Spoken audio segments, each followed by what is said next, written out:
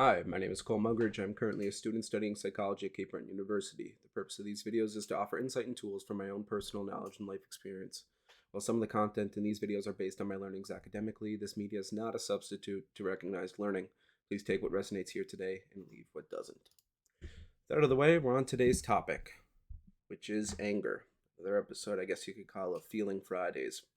So last Friday, we covered the good, happiness.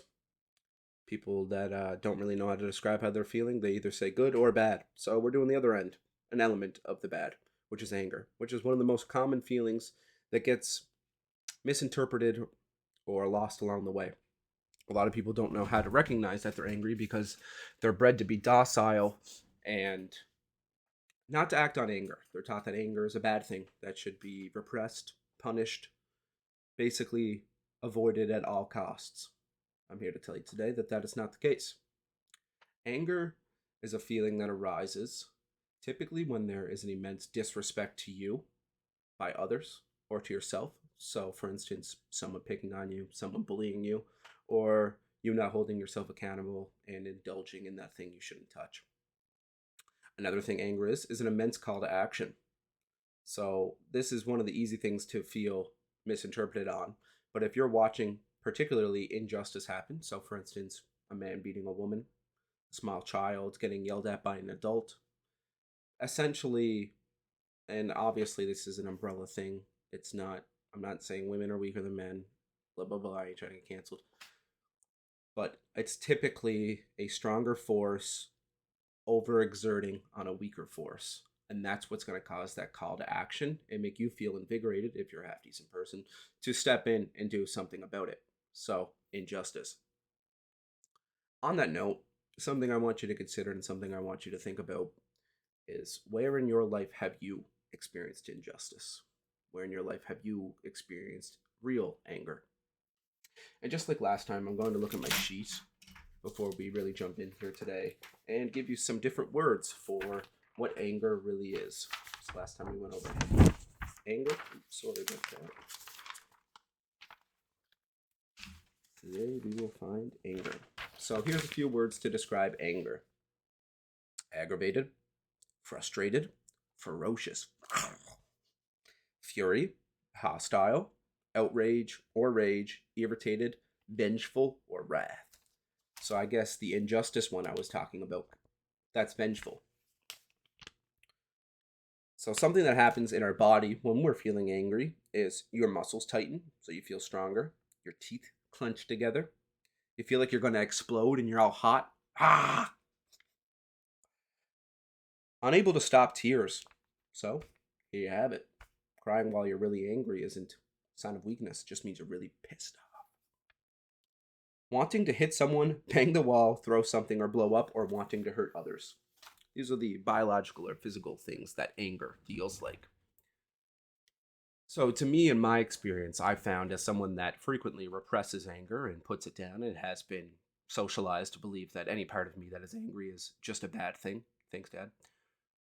The biggest thing is that it's the largest call of the internal compass and sense of self.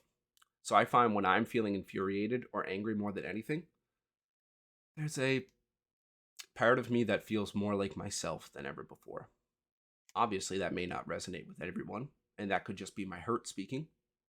But when I'm truly feeling anger and I'm not like a fucking baby about it, and I'm not, just tweaking out, I feel really in control.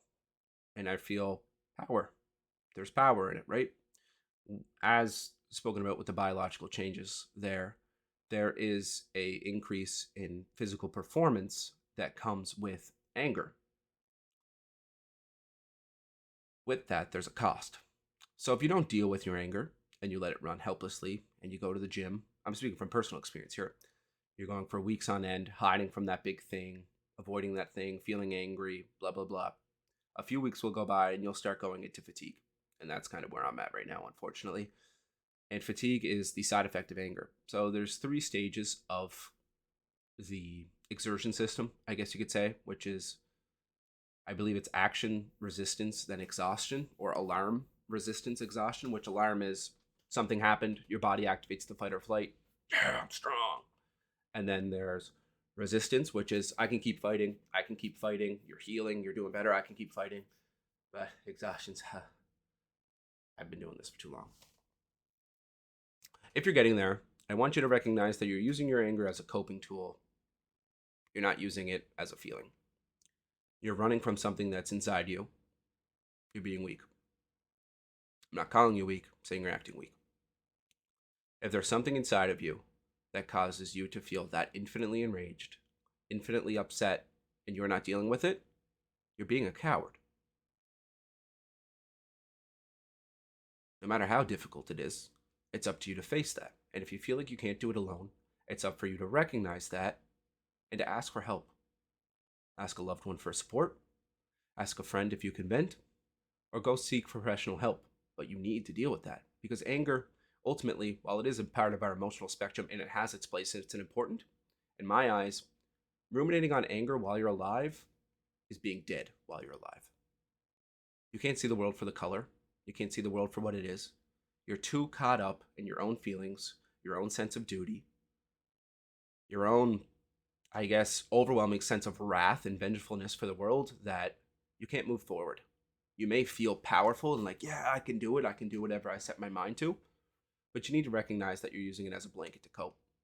Think about if anger, because typically it's thin, right? Like anger isn't, unless like you're perpetually tormented and you're traumatized, anger is typically a thin thing. Something sets you off. Or, if I had to put it like this, anger is about this thick, pretty wide, so a lot of things can happen. If someone triggers it, think about throwing a blanket on your laundry. And underneath your laundry, you can just say is like your actual feelings, like repressed stuff. Typically, anger is the thing that you throw over that because I don't want to deal with all that. Because we don't like to feel powerless ultimately. So, anger, in that sense, can be used as a coping skill to feel powerful when we're feeling powerless. Or I guess it could invigorate a sense of hope or a sense of duty. That being said, it's up to us to do better when we're feeling angry. Some great examples of things to do when you're feeling angry is physical activity, any. Remember, anger is that body's call to action. If you sit down while you're angry, you're going to till you explode and you get depressed or you make some mistakes. As mistakes can easily be made when you're angry. Vent to someone, even if it's talking to yourself, like once again, a parent, a loved one. Talk to yourself. And the biggest thing is to recognize why you are angry by reflecting after it's passed and asking yourself the hard questions and being truthful. So asking yourself, am I really over her or him? Do I forgive my friend for what they did to me truly? Or I was nice, people pleasing. Just, yeah, it's all good. Don't worry about it. I'd rather disrespect myself to keep the peace than to stand up for myself and feel like I'm worth anything. Because I want you to know every single time that you let someone walk all over you, you're re-solidifying in your head that you're lesser than and that you deserve it, and you're reaffirming in their head that you're lesser than and you deserve it and they can get away with it. I want you to think there's a spectrum, there's a line right here in the middle, right? This is where it starts with everybody in relationships. These are the deep end, these are your boundaries. Typically, people move in these lines when you're getting to know one another. As soon as someone crosses your boundaries, they're permanently pushed. You can't unpush your boundaries. Once that line is crossed, it's crossed for good, especially if they learn they can get away with it. So, basically, meaning from the sense of self defense, if someone abuses you once and they learn they can get away with it, while it's not ultimate and people can learn, it may happen again. Not trying to trigger folk here, but it's very important that you stand your ground and you stand up for yourself. And you tell people it's not okay and I'm not going to tolerate the disrespect. I am worthy of respect. I am worthy of love. So, with the professional kind of outlook on it, I guess I'll kind of say my personal 2 cents here and like the philosophy. So, something I like to do to activate anger is like, I've always considered myself, or at least by others too, that I'm impressionable. So, meaning whatever media I'm consuming or people I'm around, I'm easily inspired. I'm always looking for someone to look up to, a role model. Always looking for more questions. It obviously comes with that curious, open mind. Those mirror neurons are firing. In the gym, if you have a figure of anger or a figure of power, try listening to them while you're working out, and really like allow yourself to almost be, for lack of a better word, possessed. Because if there's anywhere to be angry and to let it out, it'd be the gym, right? Like, you can be there for a social event, but I've been using the gym as an outlet for my anger, and it's very successful. You get a lot stronger, but you gotta watch because you're kind of burning the candle at both ends. You know, you don't want to go too far into fatigue. Make sure to take your deloads. Obviously, I'm preaching here because I'm not doing that. But yeah, try letting it out. And we talked about in a previous video too that idea of the shadow and the anger. They're incorporated. And I want you to understand too, like all feelings and all emotions, they're a spectrum. So I want you to investigate yourself and recognize how your body reacts to anger and how it reacts to the different elements and attributes of anger. So next time that you're upset or angry, you can say, instead of I'm feeling bad or being passive, perhaps you can look at them and say, today I am feeling frustrated. Frustrated is I'm not getting my way, the feeling of scraping, maybe hitting a wall. I'm feeling fury. I want to attack something. I'm feeling like I need to get on the offensive. Or maybe I'm feeling rage, which is just blind. I have no control of my body. Best to leave me alone at this time. Wrath, which is someone deserves. It's very close to vengeful, that it's something deserves to be hurt. And that's a very scary feeling to feel. But it's also human. And if you feel that within yourself, it's important, like we talked about before, to recognize it and go through that post-reflection process and recognize where that wrath is coming from. If not, you'll be ruminating in anger while alive, which is death. You know, it's up to you to do that. None of these videos or anything can help. But if you need help, you need to ask. I guess I just kind of contradicted myself there. Anyway. And the last one is exasperation, that I'll tell you. Exasperated is like a feeling of no matter what I do, I can't. It's like an ultimate helpless, which is like, it's funny because helpless is a feeling of sadness, an element of sadness, but exasperated is like the angry version, which is like, no matter what I do, you know? And agitated is like annoyed. They're like really close. They're like kind of like the same thing, but annoyed is more like passive and agitated is a lot more aggressive, if that's the difference. So annoyed, you're like passive, you're like, oh, this is annoying me, like get away from me. Agitated, you're like, hey, this is pissing me off, I'm gonna do something about it. So on your own time, maybe look up some definitions of anger, look up the spectrum of anger, and next time that you're feeling angry, try to take a step outside yourself to really learn about it and the way that you independently interact with anger. Because anger, like all emotions, is, while the feelings themselves can be universal, the way that you interpret it and the way that you act on it is completely independent to you.